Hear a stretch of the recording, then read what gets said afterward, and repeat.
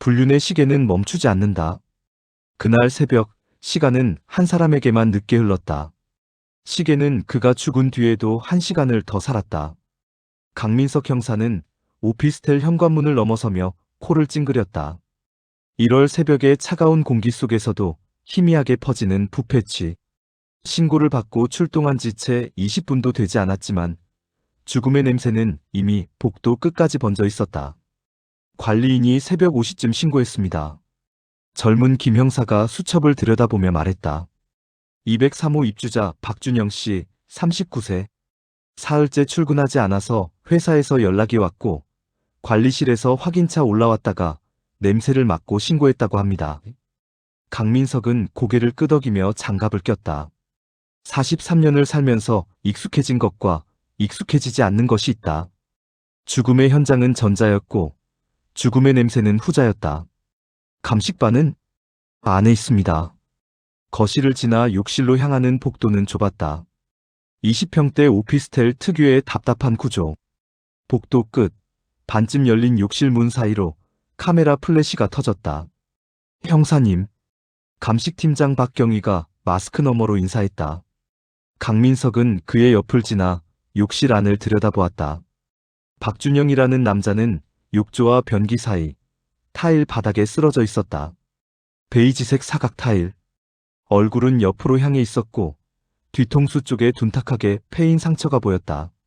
하지만 강민석의 시선은 그보다 먼저 바닥으로 향했다. 물기가 있었다. 아니, 있었던 흔적이 있었다. 사망 추정 시각은 체온과 시반 상태로 봐서 새벽 2시 전후일 겁니다. 정확한 건 부검 결과를 봐야 하고요. 강민석은 웅크리고 앉아 바닥을 손가락으로 짚었다. 완전히 말라 있었다. 1월 새벽 난방이 꺼진 욕실이라면 물기가 마르는데 최소 몇 시간은 걸렸을 것이다. 난방은 언제 꺼졌죠? 확인해보니 전날 밤 11시 이후로 작동 기록이 없습니다. 강민석은 천천히 일어나 창문을 바라봤다. 작은 미닫이 창이 반쯤 열려 있었다. 새벽 공기가 스며들어 욕실 안은 냉장고처럼 차갑다. 창문은 누가 열었을까요? 글쎄요. 범인일 수도 있고 피해자 본인일 수도 있고. 강민석은 고개를 저었다. 추운 새벽에 난방을 끄고 창문을 여는 사람은 없어요. 환기라고 해도 샤워를 하다가 죽은 것도 아닌데. 그는 다시 바닥을 내려다봤다. 베이지색 사각 타일은 깨끗했다. 너무 깨끗했다. 물기. 꺼진 난방. 열린 창문. 이 남자는 여기서 죽지 않았다. 직관이 속삭였다. 증거는 아직 없었지만 20년 동안 수백 건의 현장을 밟으며 다진 감각이 그렇게 말했다. 흉기는 아직 못 찾았습니다. 주변에 둔기로 쓸만한 물건이 없어요. 혈흔은 욕실 바닥과 벽의 소량, 머리에서 흘러내린 정도고 비산 혈흔은 없습니다. 강민석은 눈을 가늘게 떴다. 두부 손상으로 사망했다면 혈흔이 더 많아야 했다. 둔기로 머리를 내리치면 피는 사방으로 튄다. 하지만 여기엔 그런 흔적이 없었다. 씻어냈나? 그런 것 같긴 한데 루미놀 반응도 거의 없습니다. 아주 꼼꼼히 치웠거나 아니면 다른 곳에서 죽었거나. 강민석은 다시 일어나 욕실을 나왔다. 거실은 깔끔했다. 소파, 테이블, 벽걸이, TV. 혼자 사는 남자치고는 정돈이 잘 되어 있었다. 가족은? 아내가 있습니다. 따로 살고요. 별거 중이라고 합니다. 연락했어요? 예. 오전 중에 나온다고 했습니다. 강민석은 테이블 위를 살폈다. 노트북 명함 케이스, 차 열쇠, 그리고 충전기에 꽂힌 스마트폰. 휴대폰 잠금은 지문 인식입니다. 일단 압수해서 영장 나오는 대로 분석하겠습니다. 형사는 고개를 끄덕이며 다시 욕실로 돌아갔다. 뭔가 빠뜨린 것 같았다. 현장은 항상 말을 한다. 침묵하는 것처럼 보여도 자세히 들으면 속삭임이 들린다. 그때였다. 형사님. 감식반원 한 명이 조심스럽게 불렀다. 그는 피해자의 왼쪽 손목을 카메라로 찍고 있었다.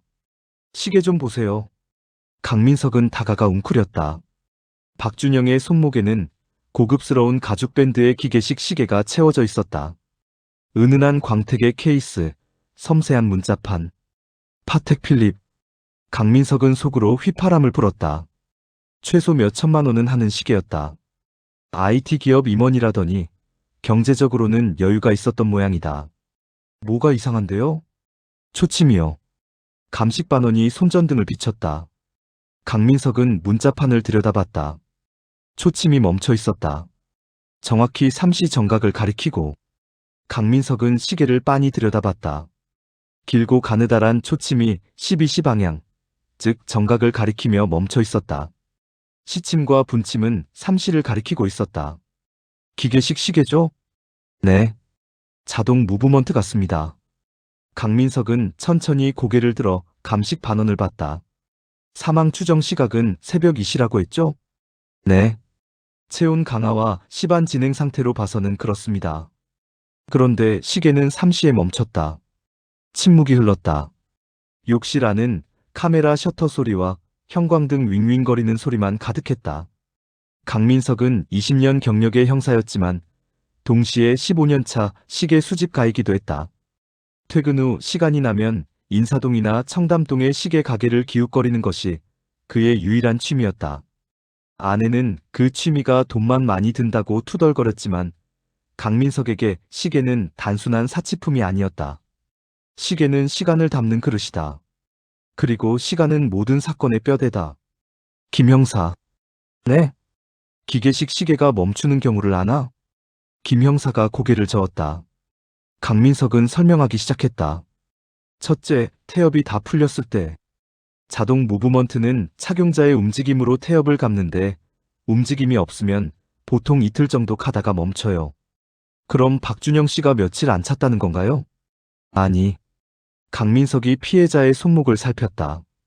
시계 자국이 선명해요. 항상 차고 다닌 사람이에요. 둘째 경우는 강한 충격을 받았을 때 무브먼트가 깨지거나 밸런스 휠이 고장나면 멈춰요. 그럼 범행 중에 충격을 받았다는 건가요? 강민석은 시계를 더 가까이 들여다봤다. 케이스에 흠집이나 찌그러진 흔적은 없었다. 외관상으론 충격 흔적이 없어요. 그럼 남은 건 셋째. 셋째요? 습기가 침투했을 때예요. 강민석은 조심스럽게 피해자의 손목을 들어 올려 시계 뒷면을 살폈다. 케이스 백 사이로 미세한 물방울이 맺혀 있었다. 여기 봐요. 습기예요. 그럼 이 욕실에서? 아니. 강민석은 단호하게 고개를 저었다. 이 시계는 방수 등급이 30m는 될 겁니다. 샤워 정도로는 물이 안 들어가요. 그리고 박준영 씨는 샤워를 하다가 죽은 게 아니잖아요. 그럼요. 이 시계에 습기가 들어가려면 물에 직접 담그거나 뜨거운 물, 온수 같은 거에 닿아야 해요. 온수는 증기압이 높아서 방수 패킹을 뚫고 들어갈 수 있거든요. 욕조에 빠뜨렸다는 건가요? 모르겠어요. 하지만 분명한 건 강민석은 다시 시계를 내려다봤다. 이 남자는 2시에 죽었지만 시계는 3시에 멈췄다. 1시간 동안 이 시계는 어딘가에 있었어요. 그리고 그 어딘가에서 물에 닿았죠. 죽은 시각보다 1시간 뒤에 멈춘 시계. 누군가 보고 있던 시간이다. 시신이 이동됐다는 말씀이신가요? 가능성은 있어요. 감식팀장 박경희가 끼어들었다. 형사님, 그거 관련해서 한 가지 더 있습니다. 뭔데요? 이 집 온수 사용 기록이요. 박경희가 태블릿을 꺼내 화면을 보여줬다. 오피스텔 관리 시스템에서 추출한 데이터였다. 이 집은 중앙 난방, 개별 온수 방식입니다. 온수 사용량이 실시간으로 기록되는데요. 1월 23일 새벽 3시 1분부터 3시 9분까지 총 8분간 온수가 사용됐어요. 강민석의 눈빛이 날카로워졌다. 3시예요? 네. 그 이전에는 전날 밤 11시 15분에 사용 기록이 있고 그 이후로는 없습니다. 형사는 팔짱을 끼고 욕실을 둘러봤다. 마른 바닥, 꺼진 난방, 열린 창문, 그리고 3시에 사용된 온수. 범인은 여기 왔다. 3시에, 그리고 온수를 썼다. 뭘 씻기 위해서? 혈흔 루미놀 반응이 거의 없다고 했죠? 네. 누군가 꼼꼼히 청소했다는 얘기네요. 강민석은 다시 시계를 바라봤다. 3시 정각에 멈춘 초침. 그 시간, 이 욕실에서 누군가 물을 틀었다. 그리고 뭔가를, 아니 누군가를 씻겼다. 시계 압수해서 정밀 감식 들어가세요. 습기 성분 분석하고 케이스에 묻은 미세물질도 전부 채취해요. 그리고 강민석은 베이지색 사각 타일을 내려다봤다. 이 타일, 파편 채취 좀 해주세요. 타일이요? 네. 혹시 모르니까요. 알겠습니다. 강민석은 욕실을 나와 거실로 걸어갔다. 창밖으로 겨울 아침 햇살이 스며들었다. 시계를 보니 오전 9시였다. 그는 자신의 손목 시계를 내려다봤다. 독일제 기계식 시계. 초침이 규칙적으로 움직이고 있었다. 시간은 모두에게 공평하게 흐른다. 하지만 어떤 순간, 어떤 사람에게만 다르게 기억된다. 형사님, 김 형사가 다가왔다. 피해자 아내 한수진 씨가 도착했습니다. 아래에서 기다리고 있습니다. 알았어요. 내려가죠. 강민석은 마지막으로 욕실을 돌아봤다. 멈춘 시계. 그것이 첫 번째 의문이었다. 그리고 그는 아직 몰랐다. 그것이 마지막 의문이 될 것이라는 것을. 오피스텔 1층 로비는 차가웠다. 유리문 너머로 겨울바람이 스며들었고 대리석 바닥이 그 추위를 고스란히 머금고 있었다. 한수진은 소파 끝에 앉아 있었다. 강민석이 계단을 내려올 때 그녀는 창밖을 바라보고 있었다. 37세. 긴 생머리를 뒤로 넘겼고 검은색 코트 차림이었다. 화장기 없는 얼굴은 창백했지만 눈은 건조했다. 눈물이 흐른 흔적도 없었다. 한수진 씨? 여자가 고개를 돌렸다. 강민석은 그녀의 눈을 봤다. 슬픔도 놀라움도 두려움도 없었다. 그저 텅 빈 눈이었다. 강민석 형사입니다. 그가 명함을 건넸다. 한수진은 명함을 받아 들여다보지도 않고 코트 주머니에 넣었다. 남편이 죽었다고 들었습니다. 네. 유감입니다. 언제요? 새벽 2시 전으로 추정됩니다. 한수진은 고개를 끄덕였다. 그게 전부였다. 질문도 오열도 없었다. 혹시 여기서 얘기하기 불편하시면 경찰서로 모시겠습니다. 여기서 할게요.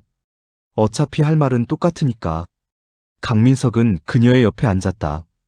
김 형사는 조금 떨어진 곳에서 수첩을 꺼냈다. 남편분과는 언제 마지막으로 보셨습니까? 1월 22일 밤 10시쯤이요. 어디서요? 우리 집. 아니, 제 집이죠. 남편은 여기 살았으니까. 한수진의 목소리는 평평했다. 감정의 기복이 없었다. 별거 중이셨다고 들었습니다. 6개월 전부터요. 이유가 뭡니까? 왜도? 한수진은 주저없이 대답했다. 강민석은 그녀의 옆 얼굴을 살폈다. 여전히 무표정이었다. 남편분이요? 네. 상대는 아십니까? 압니다. 이름은 이유나. 32세. 남편 회사 협력업체 직원이었어요. 과거형이죠. 작년에 퇴사했다고 들었어요. 지금도 만나고 있었나요? 당연하죠. 한수진이 처음으로 강민석을 똑바로 쳐다봤다. 남편은 그 여자한테 미쳐 있었어요. 그래서 집을 나간 거고요. 화가 나셨겠습니다. 화요? 한수진이 입꼬리를 살짝 올렸다. 웃음이라고 부르기엔 너무 차가웠다. 화는 6개월 전에 다 났어요. 지금은 그냥 아무것도 안 느껴져요. 강민석은 고개를 끄덕였다. 1월 23일 새벽 상황을 여쭤보겠습니다. 남편분이 22일 밤 10시에 한수진 씨 댁을 방문하셨다고요? 네. 짐 좀 가져가려고 왔어요. 옷이랑 책 몇 권. 그리고요? 그게 전부예요. 30분쯤 있다가 나갔어요. 몇 시예요? 10시 반쯤. 강민석은 메모했다. 그 이후로 연락은? 새벽 1시 40분쯤 문자가 왔어요. 한수진이 휴대폰을 꺼냈다. 화면을 켜서 강민석에게 보여줬다. 답장은 안 하셨네요. 할 필요가 없었으니까요. 그 이후로는요? 없어요. 한수진이 휴대폰을 도로 주머니에 넣었다. 그게 마지막이었어요. 강민석은 시간을 계산했다. 새벽 1시 38분. 사망 추정 시각인 2시보다 약 20분 전이었다. 새벽 1시 40분 이후 한수진 씨는 어디 계셨습니까? 집에 있었어요. 혼자요? 네. 증명할 수 있나요? 한수진은 잠시 강민석을 바라봤다. 그녀의 눈에 처음으로 감정 같은 것이 스쳤다. 피곤함이었다. 우리 아파트는 CCTV가 있어요. 주차장, 엘리베이터, 복도 전부. 제가 밤새 집 밖을 나가지 않았다는 건 확인하실 수 있을 거예요. 확인하겠습니다. 그리고 수면제 먹었어요. 졸피뎀. 처방전 있어요. 강민석은 고개를 끄덕였다. 남편분이 시계를 좋아하셨나요? 질문이 뜬금없었는지 한수진이 눈을 가늘게 떴다. 시계요? 네. 손목 시계 같은 거. 좋아했죠. 특히 기계식 시계. 파텍 필립, 롤렉스, 오메가. 월급 절반을 시계에 쓰는 사람이었어요. 집에 시계가 많았겠네요. 별로. 한수진이 짧게 대답했다. 남편은 시계는 좋아했지만 시계 소리는 싫어했어요. 강민석의 손끝이 미세하게 떨렸다. 시계 소리요? 네. 초침 소리. 특히 밤에. 신경이 날카로웠거든요. 작은 소리에도 잠을 못 잤어요. 그래서 우리 집엔 벽시계도 없어요. 알람 시계도 디지털이고. 이어플러그 같은 거 사용하셨나요? 항상 꼈죠. 그것도 모자라서 백색 소음 틀고 잤어요. 강민석은 메모를 멈추지 않았지만 머릿속에서는 이미 다른 계산이 돌아가고 있었다. 시계 소리를 싫어했다. 그런데 3시에 멈춘 시계. 그 시간 그는 어디에 있었을까? 남편분 외도 상대 이유나 씨 연락처 알고 계십니까? 한수진이 다시 휴대폰을 꺼냈다. 몇 번 터치하더니 화면을 돌려 보여줬다. 전화번호와 주소가 적혀 있었다. 남편 휴대폰에서 찾은 거예요. 6개월 전에. 강민석은 번호를 적었다. 이유나 씨와 직접 연락해 본 적은 있습니까? 없어요. 그럴 이유도 없었고. 만나고 싶지 않으셨어요? 한수진이 강민석을 똑바로 쳐다봤다. 이번엔 그녀의 눈에 뭔가 날카로운 것이 있었다. 형사님, 제가 남편을 죽였다고 의심하시는 거예요? 모든 가능성을 열어두고 수사하는 겁니다. 그럼 솔직하게 말씀드릴게요. 한수진이 몸을 앞으로 기울였다. 저는 남편이 죽어서 슬프지 않아요. 하지만 죽이고 싶지도 않았어요.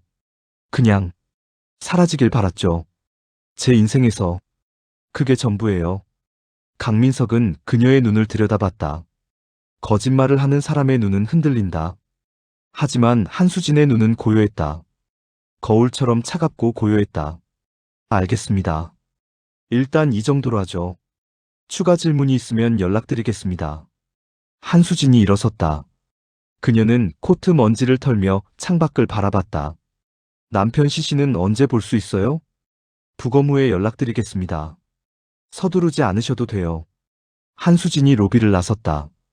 유리문이 닫히고 차가운 바람이 잠시 로비를 휩쓸었다. 김 형사가 다가왔다. 형사님, 저 사람 좀 이상하지 않습니까? 남편이 죽었는데 눈물 한 방울 없이. 사람들은 슬픔을 다르게 표현해요. 강민석이 수첩을 덮으며 말했다. 하지만 당신 말이 맞아. 뭔가 이상해. 너무 담담해. 용의선상에 올려야 할까요? 일단 알리바이 확인부터 하죠. CCTV 영상 확보하고 수면제 처방 기록도 떼보고. 강민석은 한수진이 건넨 휴대폰 화면을 떠올렸다. 이유나의 주소. 이유나 씨 쪽도 알아봐야겠어요. 오늘 저녁에 직접 찾아가 보죠. 네. 근처 파출소에 연락해서 위치 확인해 두겠습니다. 강민석은 오피스텔 밖으로 나왔다. 겨울 햇살이 눈부셨다. 그는 손목 시계를 봤다. 오전 10시. 시계 소리를 싫어했다는 남자. 3시에 멈춘 시계. 그리고 두 여자. 퍼즐의 조각이 하나씩 모이고 있었다. 하지만 아직 그림은 보이지 않았다. 밤 11시. 강민석은 이유나의 집 앞에 섰다. 낡은 5층짜리 빌라 3층. 복도 형광등이 깜빡거렸고 계단에선 곰팡이 냄새가 났다. 박준영이 살던 깔끔한 오피스텔과는 대조적이었다. 여기가 맞나? 김 형사가 문패를 확인했다. 302호. 이유나. 강민석이 초인종을 눌렀다. 딩동 소리가 문 안쪽에서 울렸다. 잠시 침묵이 흘렀다. 그리고 문 안쪽에서 발소리가 들렸다. 누구세요? 여자 목소리였다. 떨리고 있었다. 경찰입니다. 이유나 씨 맞으십니까? 문이 천천히 열렸다. 체인이 걸린 채로 틈새로 한 여자의 얼굴이 보였다. 32세. 긴 머리를 묶었고 안경을 쓰고 있었다. 눈이 빨갛게 부어 있었다. 박준영 씨 건으로 몇 가지 여쭤보려고 합니다. 이유나의 얼굴이 창백해졌다. 그녀는 입술을 깨물었다. 들어오세요. 체인이 풀리고 문이 열렸다. 집안은 작았다. 원룸 구조. 현관을 들어서면 바로 거실 겸 침실이고 왼쪽에 작은 주방과 욕실이 있었다. 강민석은 신발을 벗으며 주변을 살폈다. 깔끔했다. 아니, 깔끔한 정도가 아니라 강박적으로 정돈되어 있었다. 책은 크기별로 정렬되어 있었고 책상 위 물건들은 직각으로 배치되어 있었다. 앉으세요. 이유나가 소파를 가리켰다. 강민석과 김 형사가 앉았다. 이유나는 그들 맞은편 침대 끝에 걸터 앉았다. 손을 무릎 위에 모았는데 손가락이 떨리고 있었다. 그리고 그때 강민석은 들었다. 똑딱 똑딱 똑딱 벽시계 소리였다. 조용한 밤, 작은 방 안에서 그 소리는 유난히 크게 울렸다. 준영 씨가 죽었다고 들었어요. 이유나가 먼저 말했다. 목소리가 갈라졌다. 언제 들으셨습니까? 오늘 낮에요. 뉴스에서 봤어요. 이름은 안 나왔지만 주소가 나와서 준영 씨 집이었어요. 이유나가 눈물을 닦았다. 강민석은 그녀를 관찰했다. 한수진과는 달랐다. 이 여자는 눈물을 흘렸다. 목소리도 떨렸다. 슬픔이 겉으로 드러났다. 시계 소리가 계속 들렸다. 강민석은 벽을 쳐다봤다. 거실 벽에 큰 벽시계가 걸려 있었다. 나무 프레임에 고급스러운 시계. 문자판이 크고 초침이 길었다. 박준영 씨와는 어떤 관계셨습니까? 연인이었어요. 얼마나 오래요? 1년 반. 지금도요? 이유나가 고개를 들었다. 눈물로 범벅이 된 얼굴이었다. 네. 지금도요. 준영 씨는 아내와 이혼하려고 했어요. 저랑 재혼하려고. 강민석은 아무 말도 하지 않았다. 경험상 외도 상대는 항상 이혼할 거라고 했다고 말했다. 그리고 그 말은 대부분 거짓이었다. 남자의 거짓말이든 여자의 착각이든. 마지막으로 박준영 씨를 본 게 언제입니까? 1월 23일 새벽이요. 강민석의 귀가 쫑긋했다. 정확한 시간을 말씀해 주시겠습니까? 이유나는 침대 옆 협탁을 열었다. 작은 수첩을 꺼냈다. 표지가 낡은 다이어리였다. 그녀는 페이지를 넘기다가 한 곳에서 멈췄다. 1월 23일 새벽 1시 50분에 오셨어요. 강민석과 김 형사가 눈을 마주쳤다. 수첩에 기록하시나 봐요. 네. 저는 기억력이 안 좋아서요. 그래서 다 적어둬요. 그날 적으신 거 좀 더 보여주실 수 있을까요? 이유나가 수첩을 건넸다. 강민석은 1월 23일 페이지를 펼쳤다. 강민석의 눈이 마지막 줄에서 멈췄다. 이유나 씨, 이 샤워가 본인 샤워입니까? 네. 이유나가 고개를 끄덕였다. 준영 씨 보내고 샤워했어요. 준영 씨는 언제 나가셨죠? 2시 조금 전에요. 정확히는. 이유나가 벽시계를 가리켰다. 저 시계 보고 확인했어요. 1시 58분이었어요. 강민석은 벽시계를 바라봤다. 초침이 규칙적으로 움직이고 있었다. 보통 벽시계보다 훨씬 큰 소리였다. 기계식 무브먼트 특유의 둔탁한 소리. 저 시계 언제부터 있었습니까? 작년에 샀어요. 독일에서 직구로. 왜 그렇게 큰 걸 사셨어요? 이유나가 잠시 머뭇거렸다. 저는 혼자 있으면 무서워요. 그래서 소리가 있어야 잠이 와요. 시계 소리, TV 소리 뭐든. 박준영 씨는 뭐라고 했습니까? 처음에는 시끄럽다고 했어요. 끄라고도 했고. 근데 제가 안 끈다고 했어요. 이유나의 목소리가 더 떨렸다. 준영 씨는 여기 올 때마다 잠을 못 잤어요. 저 시계 소리 때문에. 귀에 이어플러그 꽂고 자려고 했는데 그래도 들린다고. 시계 소리를 싫어했다. 강민석은 한수진의 말을 떠올렸다. 박준영은 시계 소리에 예민했다. 그런 남자가 저 시계 소리가 울리는 방에서 밤을 보냈다면 그날 밤 박준영 씨 상태는 어땠습니까? 피곤해 보였어요. 눈이 충혈되어 있었고 별로 말도 안 하고. 다른 건요? 혹시 다툼 같은 거라든가? 없었어요. 이유나가 단호하게 고개를 저었다. 준영 씨는 그냥 와서 잠깐 앉아 있다가 갔어요. 많이 힘들어 보여서 그냥 보내줬어요. 이 시 이후로는요? 다시 안 왔어요. 문자도 없었고. 그래서 이상하다 싶었는데. 이유나가 다시 울먹였다. 설마 그게 마지막 일 줄은 몰랐어요. 강민석은 수첩 사진을 찍으며 이유나를 관찰했다. 떨리는 손, 빨간 눈, 갈라진 목소리. 슬픔은 진짜였다. 하지만 뭔가 이상했다. 너무 자세했다. 1시 50분, 1시 58분, 2시 17분. 사람들은 보통 시간을 대충 기억한다. 새벽 2시쯤, 밤늦게, 한두 시 사이 같은 식으로. 하지만 이유나는 분 단위로 기록했다. 너무 정확하다. 이건 알리바이가 아니라 각본이다. 화장실 좀 써도 될까요? 강민석이 물었다. 이유나가 고개를 끄덕였다. 저쪽이에요. 강민석은 일어나 욕실로 향했다. 작은 욕실이었다. 그는 문을 닫고 주변을 살폈다. 베이지색 사각 타일. 심장이 한 박자 뛰었다. 강민석은 웅크려 타일을 만졌다. 박준영의 오피스텔 욕실과 같은 타일이었다. 정확히 같았다. 세면대, 변기, 욕조. 구조도 비슷했다. 오피스텔보다는 작지만 배치가 유사했다. 그는 배수구를 들여다봤다. 깨끗했다. 수도꼭지도, 타일 줄눈도 전부 깨끗했다. 너무 깨끗하다. 강민석은 물을 내리고 욕실을 나왔다. 이유나 씨, 혹시 그날 밤 이후로 어디 가신 적 있습니까? 없어요. 계속 집에 있었어요. 증명할 수 있나요? 이유나가 고개를 저었다. 혼자 살아서. 증명할 방법이 없어요. 강민석은 고개를 끄덕였다. 예상한 대답이었다. 혹시 박준영 씨 아내 한수진 씨 만나본 적 있습니까? 없어요. 만나고 싶지도 않았어요. 왜요? 무섭거든요. 이유나가 손으로 얼굴을 감쌌다. 제가 나쁜 사람인 거 알아요. 남의 남편을 빼앗은 거니까. 그래도 준영 씨를 사랑했어요. 진짜로. 강민석은 더 이상 묻지 않았다. 그는 자리에서 일어났다. 일단 이 정도로 하겠습니다. 추가 질문이 있으면 연락드리죠. 이유나가 고개를 끄덕였다. 강민석과 김 형사가 현관으로 향했다. 신발을 신으며 강민석은 다시 한번 벽시계를 돌아봤다.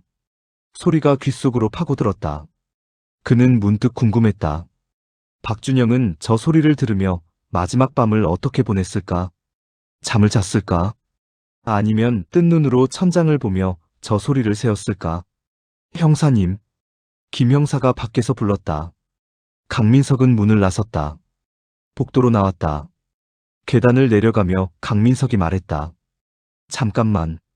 그는 다시 3층으로 올라갔다. 302호 문 앞에 섰다. 휴대폰을 꺼내 녹음 앱을 켰다. 뭐 하세요?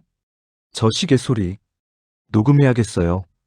강민석은 휴대폰을 문 앞에 가져다 댔다. 문 틈새로 미세하게 새어나오는 소리. 녹음 버튼을 눌렀다. 20초간 녹음하고 멈췄다. 다시 계단을 내려갔다. 차에 타서 녹음 파일을 재생했다. 똑딱 똑딱 똑딱 작은 스피커로도 그 소리는 선명했다. 내일 국과수에 보내서 주파수 분석해봐요. 네. 박준영 시신귀 부분 정밀 검사 들어갔죠? 네. 소음 노출 여부 확인한다고 했습니다. 그 결과랑 이 소리 비교해봐요. 김 형사가 고개를 갸웃했다. 설마 이 시계 소리가? 모르겠어요. 강민석이 시동을 걸었다. 하지만 박준영은 시계 소리를 싫어했어요. 그런 남자가 저 시계 소리가 울리는 방에서 마지막 시간을 보냈을 가능성. 생각해 볼 필요가 있어요. 그는 수첩 사진을 다시 봤다. 2시 17분. 샤워. 그리고 이 샤워 시간. 2시 17분. 그게 왜요? 박준영은 1시 58분에 나갔다고 했어요. 그럼 이윤아는 그 직후에 샤워한 거죠. 새벽 2시에. 왜 그 시간에 샤워를 했을까요? 피곤해서요? 아니면 잠들기 전에? 그럴 수도 있죠. 강민석이 녹음 파일을 다시 재생했다. 똑딱 똑딱 똑딱. 하지만 분 단위로 기록하는 사람. 모든 걸 시간으로 관리하는 사람. 그런 사람의 알리바이는 너무 완벽해서 오히려 의심스러워요. 차가 출발했다.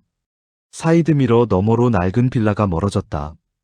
강민석은 휴대폰 메모장을 열어 타이핑했다. 마이너스 베이지색 사각 타일 오피스텔과 동일.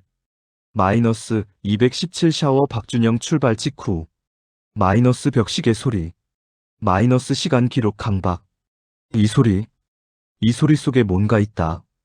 직관이 속삭였다. 아직 형태는 없었다. 하지만 안개 너머로 무언가 보이기 시작했다. 두 여자 모두 박준영이 이 시전에 떠났다고 했다. 그리고 이 시 이후로는 모른다고 했다. 하지만 박준영은 이 시에 죽었다. 그리고 시계는 3시에 멈췄다. 1시간의 공백. 그 시간 동안 무슨 일이 있었던 걸까? 시계는 계속 움직였다. 하지만 어딘가에서 누군가의 시계는 멈춰 있었다. 그리고 강민석은 그 멈춘 시계를 찾아야 했다. 똑딱 똑딱 똑딱. 녹음 파일 속 소리가 차 안을 채웠다. 겨울밤, 서울 거리를 달리는 차 안에서 그 소리는 마치 살아있는 것처럼 울렸다. 강민석은 창밖을 바라봤다. 도시의 불빛들이 스쳐 지나갔다. 그 불빛 하나하나가 누군가의 시간이었다. 그리고 그 시간들 중 하나가 멈춰 있었다. 새벽 3시 정각에 국립과학수사연구원의 보고서가 도착한 건 사흘 뒤였다. 강민석은 봉투를 뜯으며 직감했다. 이 안에 답이 있다고. 오전 10시 서울 서부경찰서 강력팀 사무실. 겨울 햇살이 창문을 통해 비스듬히 들어왔지만 사무실은 여전히 차갑고 건조했다. 커피 자판기 소리, 전화벨, 키보드 타자 소리가 뒤섞였다. 뭐가 나왔습니까? 김 형사가 다가왔다. 강민석은 보고서를 펼쳤다. 강민석의 눈이 빛났다. 김 형사, 그 녹음 파일. 이유나 집 벽시계 소리.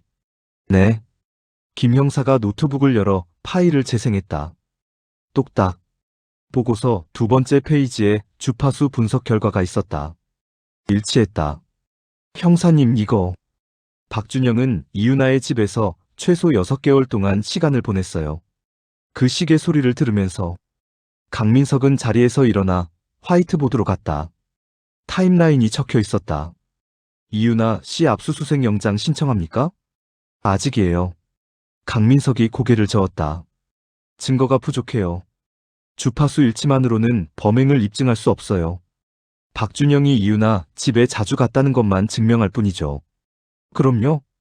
더 파야 해요. 강민석은 화이트보드에 새로운 항목을 적었다. 의문점. 1. 왜 시계는 3시에 멈췄나? 2. 오피스텔 온수는 누가 사용했나? 3. 시신은 어떻게 이동됐나? 4. 217 샤워의 의미는? 한수진 알리바이는 확인됐나요? 네. CCTV 확인 결과 1월 22일 밤 10시 35분 귀가 후 외출 기록 없습니다. 수면제 처방 기록도 확인했고요. 이유나는요? 혼자 사는 원룸이라 확인할 방법이 없습니다.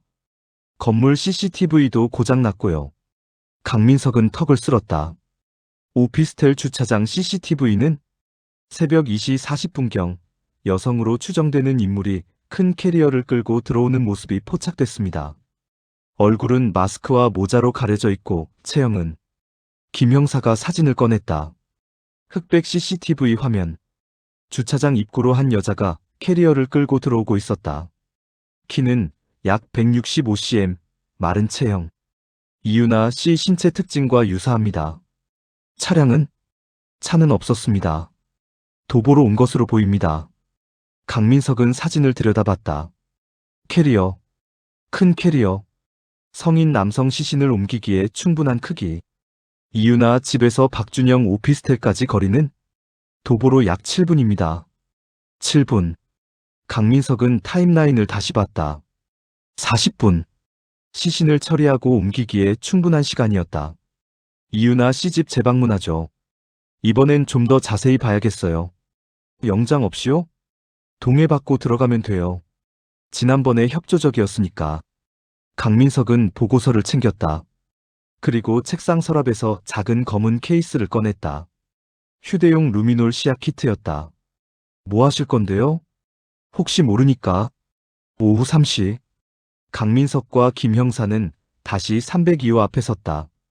낮인데도 복도는 어두웠다. 형광등 절반이 나가 있었다. 초인종을 눌렀다. 이번에는 답이 없었다. 다시 눌렀다. 한참 뒤에 문이 열렸다. 체인이 걸린 채로 이유나의 얼굴이 보였다. 밤보다 더 핏기가 없었다. 또 오셨어요? 몇 가지 더 여쭤볼 게 있어서요. 지금은 좀 오래 걸리지 않습니다. 강민석의 목소리에는 부드러운 압박이 있었다. 이유나는 잠시 망설이다 체인을 풀었다. 집 안은 지난번과 달라져 있었다. 더 어지러웠다. 침대 시트가 구겨져 있었고 테이블 위에 컵라면 용기들이 쌓여 있었다. 또각, 또각, 또각. 벽시계는 여전히 움직이고 있었다. 이유나는 소파에 앉지 않고 서 있었다. 팔짱을 끼고 방어적인 자세였다. 이유나 씨, 박준영 씨와는 얼마나 자주 만나셨습니까? 일주일에 두세 번? 여기서요? 네. 주로. 박준영 씨가 시계 소리를 싫어한다는 건 알고 계셨죠? 이유나의 눈빛이 흔들렸다. 네. 그런데 왜 저 시계를 끄지 않으셨어요? 제가 필요했으니까요. 필요? 소리가 있어야 불안하지 않아요. 저는 혼자 있는 게 무서워요. 강민석은 고개를 끄덕였다. 그럼 박준영 씨가 여기 있을 때도 시계를 켜놨다는 거네요. 네. 박준영 씨는 뭐라고 했습니까? 처음에는 끄라고 했어요. 시끄럽다고. 잠을 못 잔다고. 그래서요? 제가 울었어요. 그러니까 더 이상 말 안 했어요. 이유나의 목소리가 떨렸다. 준영 씨는 저한테 화를 못 냈어요. 제가 우는 걸 못 견뎌 했거든요. 강민석은 벽시계를 바라봤다. 3시 15분을 가리키고 있었다. 이유나 씨, 혹시 그날 밤 정말 1시 58분에 박준영 씨가 나가셨습니까? 네. 확실합니까? 확실해요. 저 시계 봤으니까요. 수첩에는 2시 17분에 샤워했다고 적혀 있던데 왜 그 시간에 샤워하셨어요? 이유나가 입술을 깨물었다. 그냥 잠들기 전에 하려고요. 새벽 2시예요? 제 습관이에요. 샤워하고 자는 게. 강민석은 수첩 사진을 꺼냈다. 1월 23일 페이지. 이유나 씨, 이 수첩 보면 다른 날들은 샤워 시간이 적혀 있지 않던데요. 왜 그날만 적으셨죠? 이유나의 얼굴이 하얗게 질렸다. 그건 그날이 특별한 날이었습니까? 아니에요. 그럼 왜요? 시계 소리만 방 안을 채웠다. 강민석은 한 걸음 다가갔다.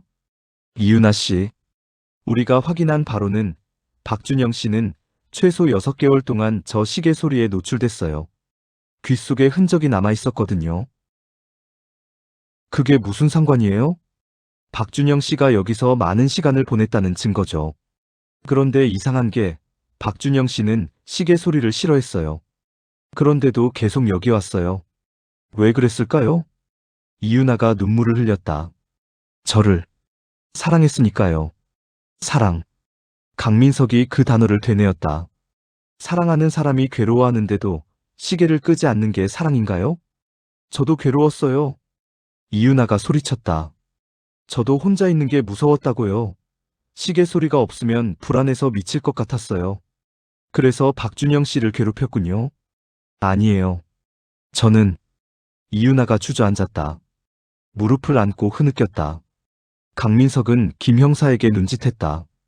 김 형사가 화장실 쪽으로 향했다. 이유나 씨, 혹시 집안 둘러봐도 될까요? 동의하신다면. 왜요? 확인해야 할 게 있어서요. 마음대로 하세요. 이유나가 고개를 숙인 채 말했다. 강민석은 주방으로 갔다. 개수대, 가스레인지, 냉장고. 전부 깨끗했다. 싱크대 배수구도 깨끗했다. 침대 밑을 확인했다. 먼지, 책 몇 권, 그리고 캐리어. 큰 캐리어가 침대 밑에 미뤄져 있었다. 강민석은 장갑을 끼고 캐리어를 꺼냈다. 이거 이유나 씨 거죠? 이유나가 고개를 들었다. 캐리어를 보고 고개를 끄덕였다. 네. 여행용이에요. 언제 마지막으로 사용하셨습니까? 작년 가을에. 부산 갔을 때요. 강민석은 캐리어를 열었다. 비어 있었다. 안쪽도 깨끗했다. 너무 깨끗했다. 혹시 최근에 세탁하셨습니까? 아니요. 왜요? 강민석은 캐리어 안쪽 천을 손전등으로 비쳤다. 미세한 얼룩 하나 없었다. 형사님. 김 형사가 화장실에서 나왔다. 고개를 저었다. 아무것도 발견하지 못했다는 뜻이었다. 강민석은 캐리어를 도로 침대 밑에 넣었다. 일어서서 방 안을 둘러봤다. 너무 깨끗했다. 범행 흔적을 찾을 수 없었다. 혈흔도, 투쟁 흔적도 아무것도. 하지만 강민석은 알았다. 이 방에서 뭔가 일어났다. 그날 새벽 2시에. 이유나 씨, 혹시 그날 밤 박준영 씨랑 다투신 적 있습니까? 없어요. 확실합니까? 네. 박준영 씨가 화내거나 소리 지르거나? 아니에요. 조용히 있다가 갔어요. 강민석은 더 이상 묻지 않았다. 지금은 때가 아니었다. 증거가 더 필요했다. 알겠습니다. 협조 감사합니다. 현관으로 향했다. 문을 열기 전에 강민석은 다시 한번 벽시계를 봤다. 또각, 또각, 또각. 이유나 씨, 마지막으로 하나만 물어볼게요.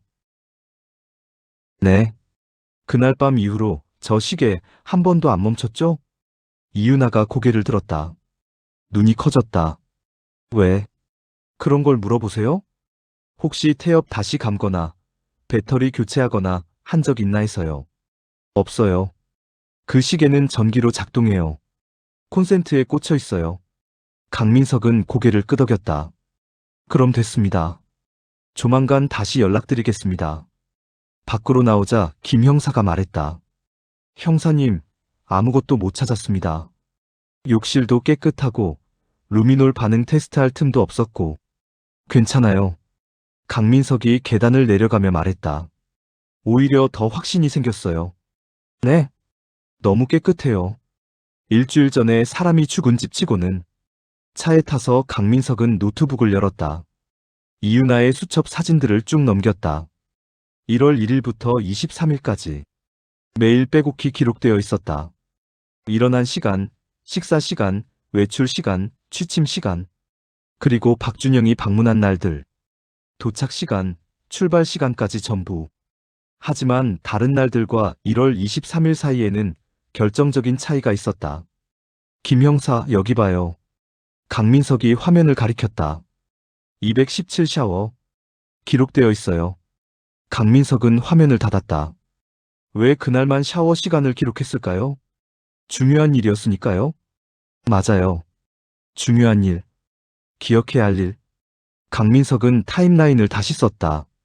박준영이 나간 뒤 19분 후에 샤워. 김 형사, 만약 이유나가 거짓말을 하고 있다면요.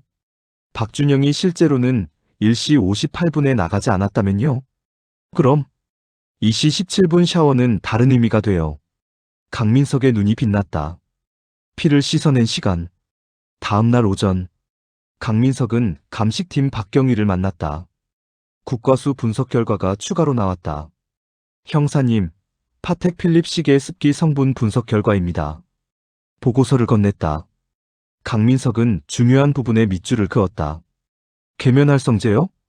비누나 샴푸에 들어가는 성분입니다. 시계가 온수에, 그것도 비누물에 닿았다는 증거죠. 샤워. 강민석이 중얼거렸다.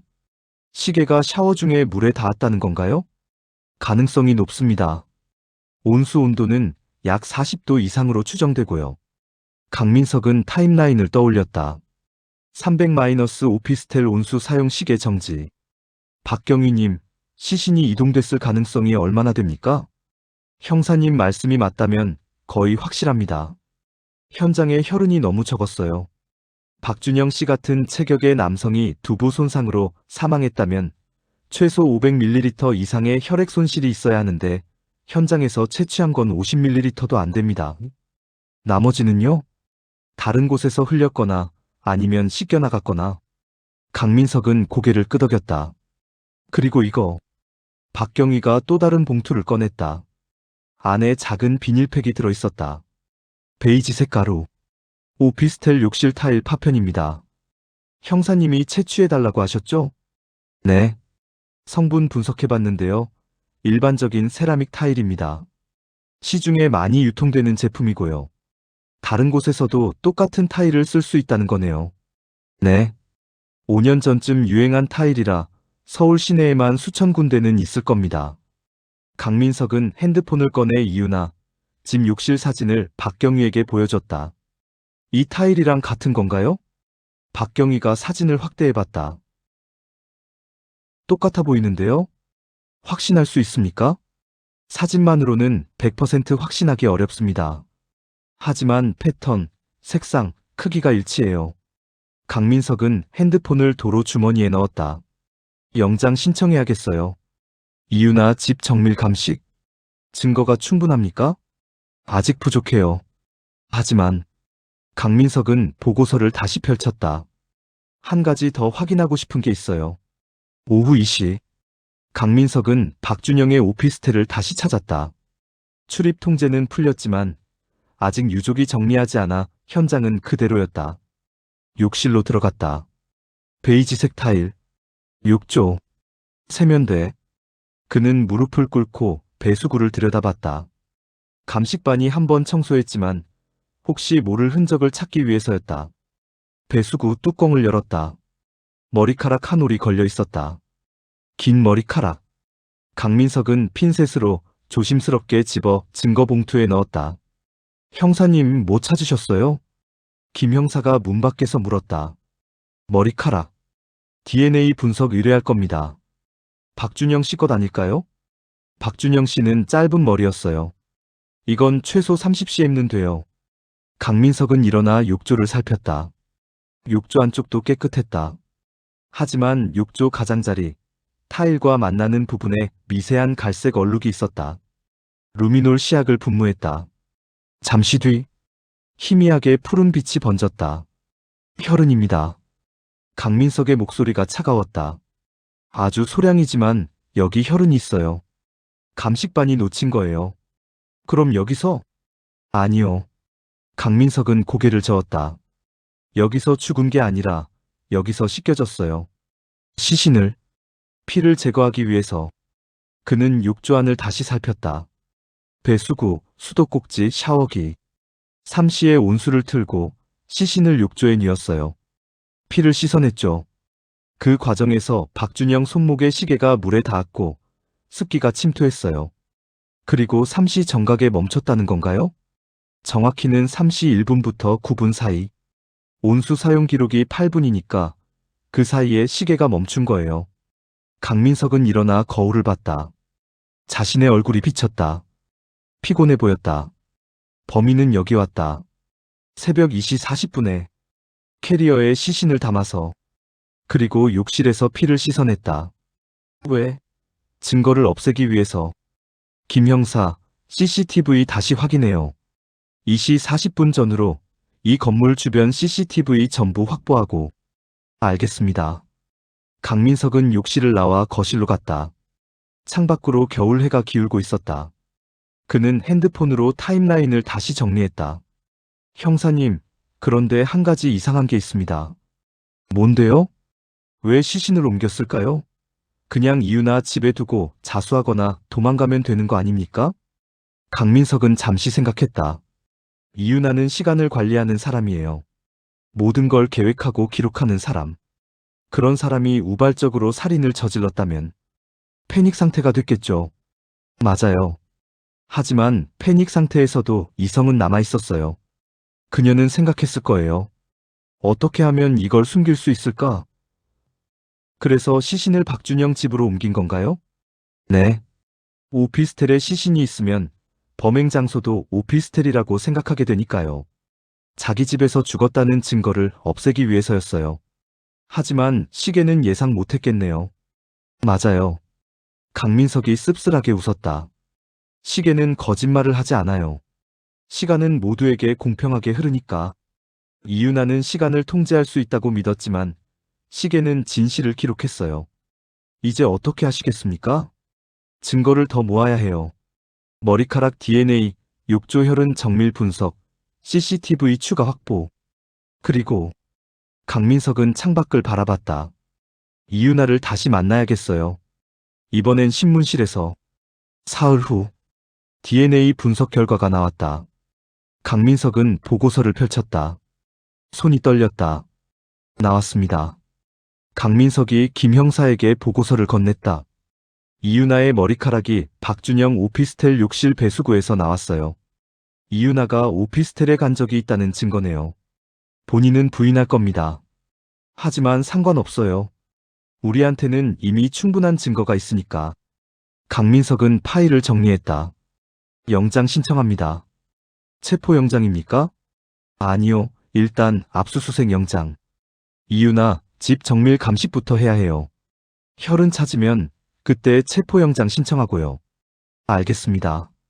이틀 후 오전 9시 영장이 나왔다.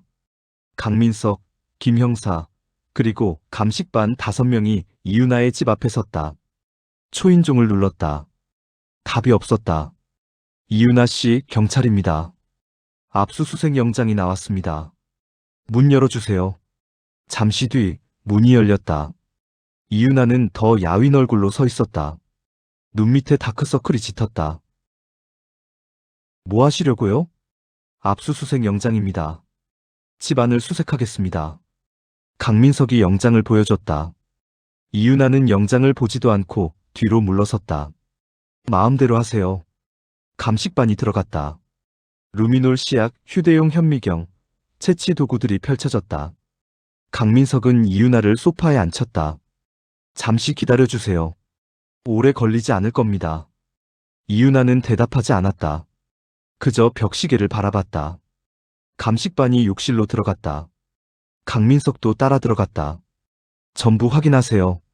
배수구, 타일 줄눈, 천장, 구석구석 전부. 알겠습니다. 루미노를 분무하기 시작했다. 형광등을 끄고 안막을 쳤다. 자외선 랜턴을 켰다. 욕실이 푸른 빛으로 물들었다. 그리고 타일 바닥 한쪽 구석에서 희미한 푸른 빛이 반응했다. 여기요. 감식반원이 소리쳤다. 강민석이 다가가 무릎을 꿇었다. 타일과 변기 사이 좁은 틈새. 그곳에서 혈흔 반응이 나왔다. 채취하세요. 네. 면봉으로 조심스럽게 채취했다. 시료를 봉투에 넣었다. 강민석은 욕실을 둘러봤다. 베이지색 사각 타일. 구조. 전부 박준영의 오피스텔과 비슷했다. 여기서 죽었다. 이 욕실에서. 형사님, 배수구에서도 반응 나왔습니다. 사진 찍고 채취하세요. 감식은 1시간 동안 계속됐다. 욕실, 거실, 주방, 침대 밑까지 전부. 그리고 침대 밑에서 캐리어를 꺼냈다. 이거 압수합니다. 이윤아가 소파에서 벌떡 일어났다. 왜요? 제 캐리어인데. 증거로 필요합니다. 정밀 감식할 겁니다. 거기엔 아무것도 없어요. 그건 저희가 판단할 문제입니다. 캐리어를 증거 봉투에 담았다. 수첩도 압수했다. 벽시계도. 저 시계까지요? 이윤아의 목소리가 떨렸다. 왜 저 시계까지 가져가세요? 증거니까요. 증거요? 그냥 시계잖아요. 강민석은 벽시계를 들어 올렸다. 전원 코드를 뽑자 시계가 멈췄다. 마지막 소리가 사라졌다. 방 안이 갑자기 조용해졌다. 이윤아가 얼어붙었다. 그녀는 멈춘 시계를 빤히 쳐다봤다. 아, 작은 신음이 새어나왔다. 소리가 없어요. 이윤아 씨, 괜찮으세요? 이윤아는 대답하지 않았다. 그녀는 자리에 주저앉았다. 귀를 막았다. 안 돼요. 소리가 있어야 해요. 소리가 없으면 그녀가 떨기 시작했다.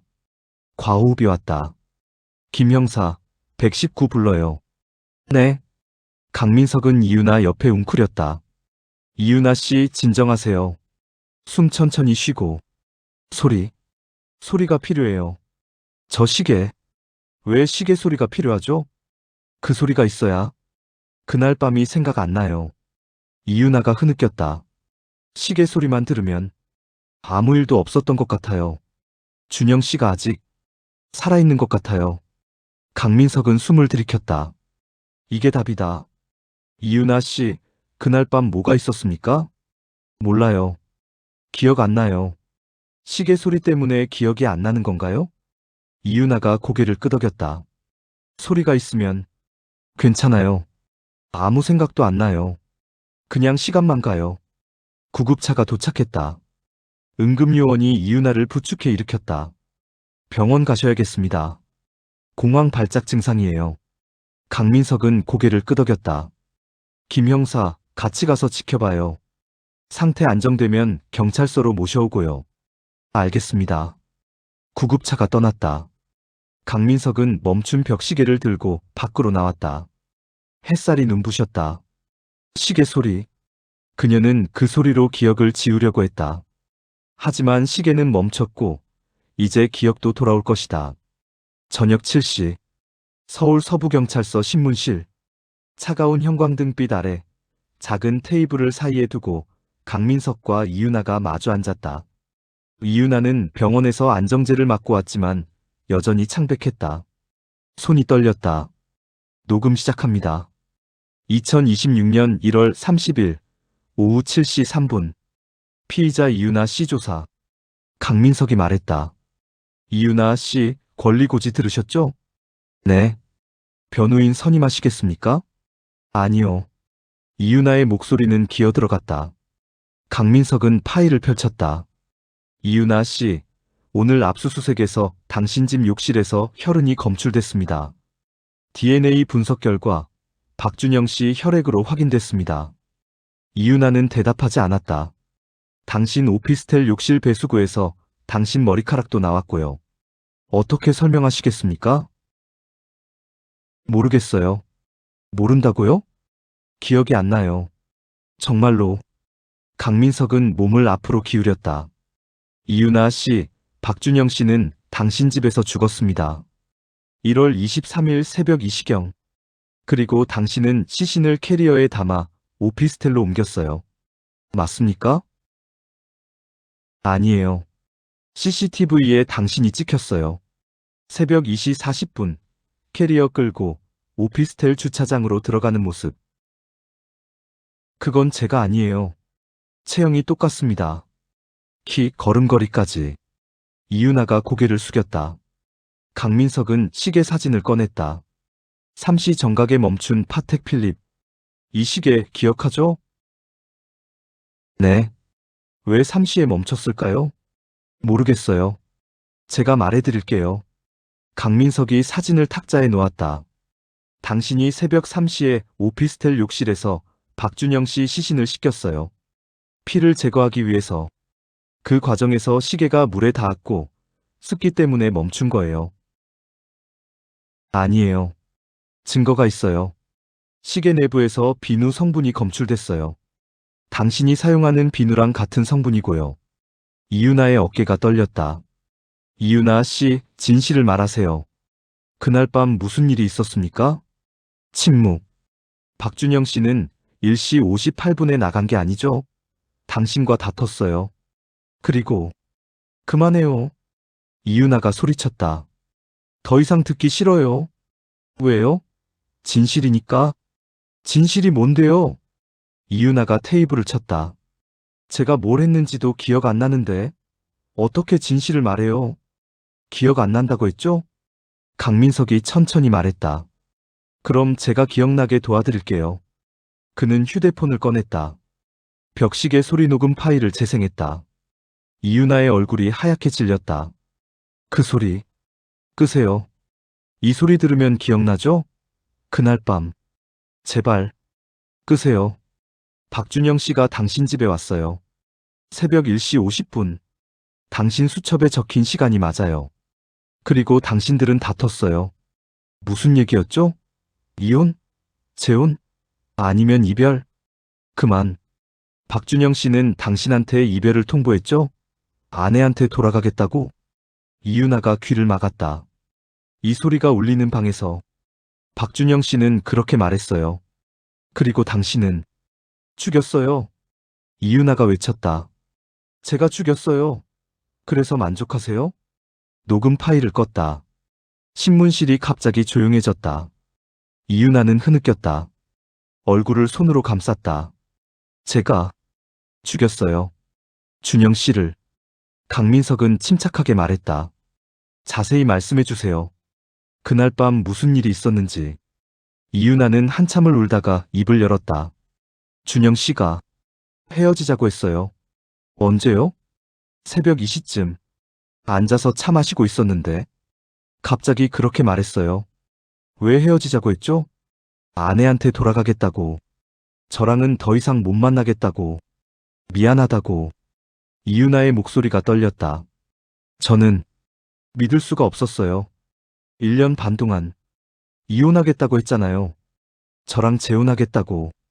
그래서요? 화가 났어요. 너무 화가 나서 소리 질렀어요. 거짓말쟁이라고. 비겁하다고. 그리고요? 준영 씨가 일어났어요. 나가려고. 그래서 제가 붙잡았어요. 가지 말라고. 제발 가지 말라고. 이유나가 눈물을 닦았다. 근데 준영 씨가 저를 밀쳤어요. 손을 뿌리치고. 그때 욕실 문이 열려 있었어요. 준영 씨가 뒤로 비틀거리면서 욕실로 들어갔어요. 이유나는 잠시 말을 멈췄다. 그리고 넘어졌어요. 머리를 변기 모서리에. 강민석은 메모했다. 우발적 사고였다는 건가요? 네. 제가 밀친 게 아니에요. 준영 씨가 스스로 넘어진 거예요. 그 다음은요? 피가 너무 많이 나왔어요. 바닥에 고였어요. 저는 당황해서 준영 씨를 흔들었어요. 깨어나라고.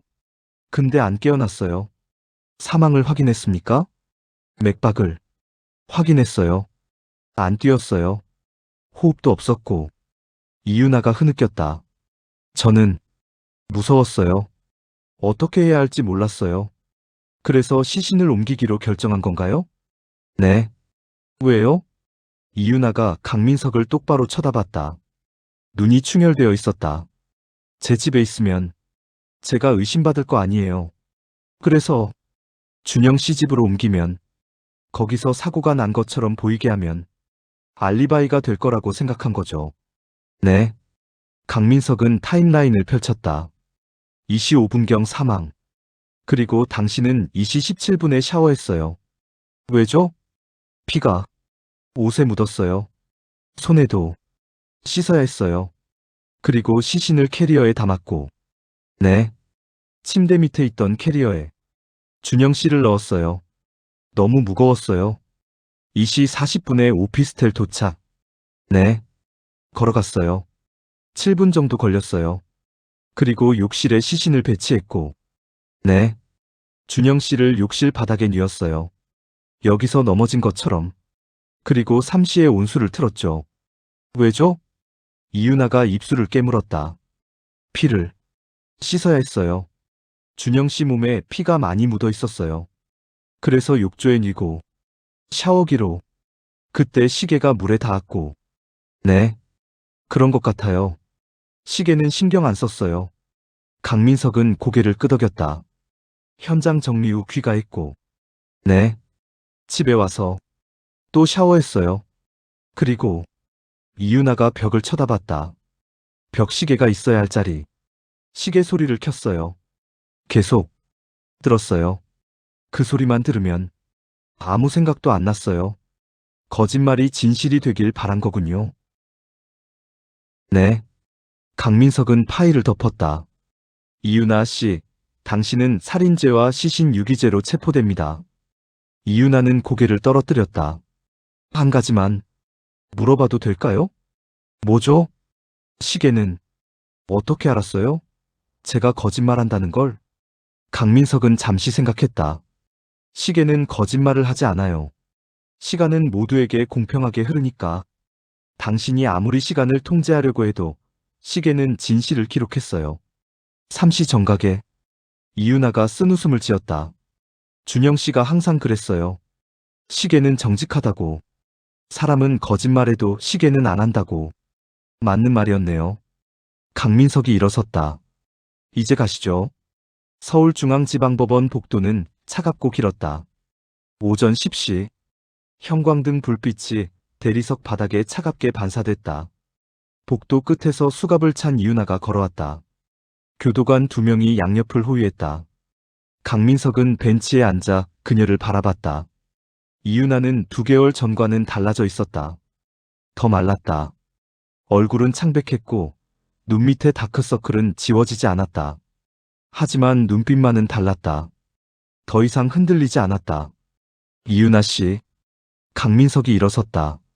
이유나가 걸음을 멈췄다. 형사님. 그녀의 목소리는 평온했다. 2개월 전 신문실에서 울부짖던 그 목소리가 아니었다. 오늘 선고입니다. 준비는 됐습니까? 네. 짧은 대답이었다. 강민석은 그녀를 관찰했다. 교도소 생활이 그녀를 바꿔놓은 걸까? 아니면 그저 체념한 걸까? 변호인은 정상 참작을 주장했더군요. 우발적 사고였고 범행 후 자수 의사가 있었다고. 그건 거짓말이에요. 이유나가 고개를 저었다. 저는 자수할 생각 없었어요. 그냥 들키고 싶지 않았어요. 끝까지. 그런데 왜 자백했습니까? 이유나는 잠시 침묵했다. 그리고 입을 열었다. 시계 소리가 멈췄을 때 모든 게 돌아왔어요. 그날 밤이, 준영 씨가 넘어지던 순간이, 피가 흐르던 바닥이, 전부. 그녀의 목소리가 떨렸다. 그 소리가 있을 땐 괜찮았어요. 시계 소리만 들으면 아무것도 생각나지 않았어요. 그냥 시간만 가고, 하루가 지나고, 그렇게 살 수 있었어요. 하지만 시계는 멈췄고, 네. 그리고 저도 멈췄어요. 이유나가 강민석을 똑바로 쳐다봤다. 형사님, 제가 궁금한 게 하나 있어요. 뭡니까? 그날 밤, 왜 하필 시계를 가져가셨어요? 다른 것도 많았는데. 강민석은 잠시 생각했다. 직관이었습니다. 당신이 그 시계에 의지하고 있다는 걸 느꼈어요. 그 소리가 당신의 알리바이이자 방어막이라는 걸. 그래서 빼앗은 건가요? 진실을 찾기 위해서였습니다. 이유나가 쓴웃음을 지었다. 진실. 진실이 뭔지 아세요? 말씀해보세요. 저는 준영 씨를 사랑했어요. 진짜로. 그 사람이 시계 소리 때문에 잠 못 자는 것도 알았어요. 괴로워하는 것도 봤어요. 그런데 저는 시계를 끄지 않았어요. 이유나의 눈에 눈물이 맺혔다. 왜냐면 제가 더 무서웠거든요. 혼자 있는 게. 그래서 준영 씨를 괴롭혔어요. 매일 밤. 그 사람이 저를 떠나지 못하게. 그게 사랑이었습니까? 아니에요. 이유나가 고개를 저었다. 집착이었죠. 저는 준영 씨를 사랑한 게 아니라 가두고 싶었던 거예요. 제 시간 속에, 제 소리 속에. 그래서 그녀는 말을 잇지 못했다. 그래서 놓아주지 못했고 결국 죽였다는 건가요? 네. 교도관이 시계를 보며 말했다. 시간 됐습니다. 들어가셔야 합니다. 이유나가 걸음을 옮기려다 멈췄다. 형사님, 마지막으로 하나만 물어봐도 될까요? 말씀하세요. 그 시계, 지금도 움직이고 있을까요? 준영 씨 손목 시계요. 강민석은 고개를 저었다. 멈춰 있습니다. 증거품으로 보관 중이니까요. 삼시 정각에서. 그럼 준영 씨 시간도 거기서 멈춘 거네요. 그렇습니다. 이유나가 희미하게 웃었다. 저도 거기서 멈췄어요. 새벽 3시. 그 순간부터 저는 더 이상 시간을 살지 못했어요. 그냥 시계 소리 속에 갇혀 있었던 거예요. 이제는요? 이제는 시계 소리가 없어도 괜찮아요. 어차피 시간은 의미가 없으니까요. 제 시간은 이미 끝났어요. 교도관이 이유나를 이끌었다. 그녀는 법정으로 향했다. 뒷모습이 작고 외로워 보였다. 오후 2시. 판결이 선고됐다. 징역 12년. 살인죄는 인정됐지만 우발적 범행과 자백을 참작했다. 이윤아는 판결을 듣고 아무 반응도 보이지 않았다. 그저 고개를 숙였을 뿐이었다. 강민석은 방청석에서 그 모습을 지켜봤다. 옆자리에 한수진이 앉아 있었다.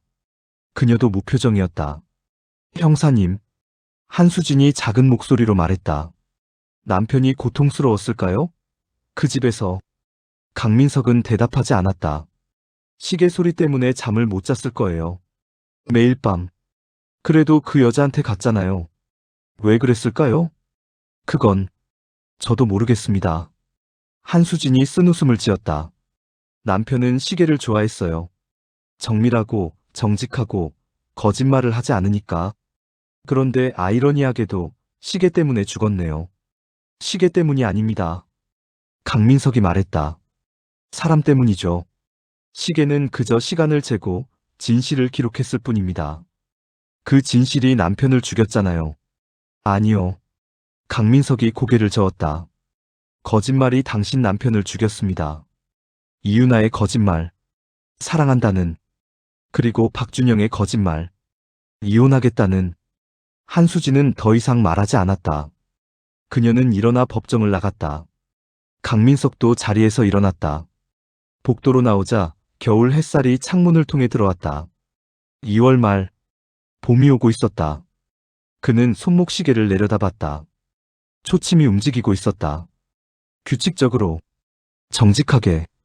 그날 저녁. 강민석은 사무실로 돌아와 증거품 보관함을 열었다. 투명 비닐 봉투 안에 든 파텍 필립. 삼시 정각에 멈춰있는 시계. 그는 시계를 꺼내 들여다봤다. 정밀한 무브먼트. 아름다운 디자인. 그리고 멈춰버린 시간. 형사님. 김 형사가 문을 두드렸다. 이거 어떻게 하죠? 유족한테 돌려드려야 하나요? 아니요. 일단 보관하세요. 항소 가능성이 있으니까. 알겠습니다. 김 형사가 나갔다. 강민석은 다시 시계를 바라봤다. 박준영. 당신은 시계를 사랑했지만 시계 소리는 싫어했습니다. 그리고 당신을 사랑한다던 여자는 당신이 싫어하는 소리를 매일 밤 들려줬죠. 그게 사랑이었을까요? 그는 시계를 도로 봉투에 넣었다. 보관함에 넣고 잠갔다. 창밖을 바라봤다. 어둠이 내리고 있었다. 서울의 불빛들이 하나둘 켜지기 시작했다. 그 불빛 하나하나가 누군가의 시간이었다. 누군가의 삶이었다. 그리고 그 시간들은 지금 이 순간에도 흘러가고 있었다. 멈추지 않고. 이틀 후. 강민석은 이윤아가 수감된 구치소를 찾았다. 공식 방문은 아니었다. 개인적인 궁금증이었다. 면회실. 투명한 아크릴판 너머로 이윤아가 앉았다. 왜 오셨어요? 궁금한 게 있어서요. 강민석이 전화기를 들었다. 이윤아도 전화기를 들었다. 이윤아 씨, 한 가지만 물어볼게요. 뭔데요? 그날 밤 정말 우발적이었습니까? 아니면. 이윤아는 잠시 침묵했다. 그리고 입을 열었다. 솔직히 모르겠어요. 모른다고요? 준영 씨가 넘어졌을 때 저는 잠깐 멈췄어요. 몇 초였을까요? 그때 생각했어요. 이러면 준영 씨는 못 떠나겠네라고. 강민석의 등골이 서늘해졌다. 그게 무슨 뜻입니까? 119를 불렀으면 살릴 수 있었을지도 몰라요. 아직 숨이 붙어 있었을 수도 있고. 근데 저는 안 불렀어요. 그냥 지켜봤어요. 피가 흐르는 걸. 왜요? 그래야 준영 씨가 제 곁에 남을 것 같았거든요. 영원히. 이윤아의 눈에는 눈물이 없었다. 그게 살인인가요? 아니면 그냥 사랑인가요? 강민석은 대답할 수 없었다. 형사님은 어떻게 생각하세요? 저는 살인자인가요? 아니면 그냥 버려질까봐 무서웠던 여자인가요? 둘 다입니다. 강민석이 조용히 말했다. 당신은 사랑이라는 이름으로 사람을 가뒀고 결국 죽였습니다. 그게 살인이에요. 그렇군요. 이윤아가 전화기를 내려놓으려다 말했다. 형사님, 마지막 질문이에요. 뭡니까? 저 시계, 준영 씨 시계, 언젠가 다시 움직일까요? 강민석은 고개를 저었다. 수리하지 않는 이상은 안 될 겁니다. 그럼 영원히 3시에 멈춰 있겠네요. 그렇습니다. 좋네요. 이윤아가 희미하게 웃었다. 그럼 준영 씨도 영원히 제 시간 속에 있는 거잖아요. 새벽 3시, 우리가 함께였던 시간. 그건 착각입니다. 강민석이 단호하게 말했다. 시계가 멈췄다고 해서 시간이 멈춘 게 아니에요. 시간은 계속 흐릅니다. 박준영 씨는 이미 저 너머로 갔고, 당신만 그 시간에 갇혀 있는 거예요. 이윤아는 더 이상 대답하지 않았다. 그녀는 전화기를 내려놓고 일어섰다. 뒷모습이 작아 보였다. 강민석은 면회실을 나왔다. 복도를 걷는데 어디선가 시계 소리가 들렸다. 벽에 걸린 전기 시계였다. 오후 3시를 조금 넘긴 시간. 그는 걸음을 멈추고 시계를 바라봤다. 분류는 끝났지만 시간은 멈추지 않는다. 거짓말은 시간을 속일 수 있어도 기억은 시간을 반복한다. 그리고 시계는 언제나 진실을 기록한다.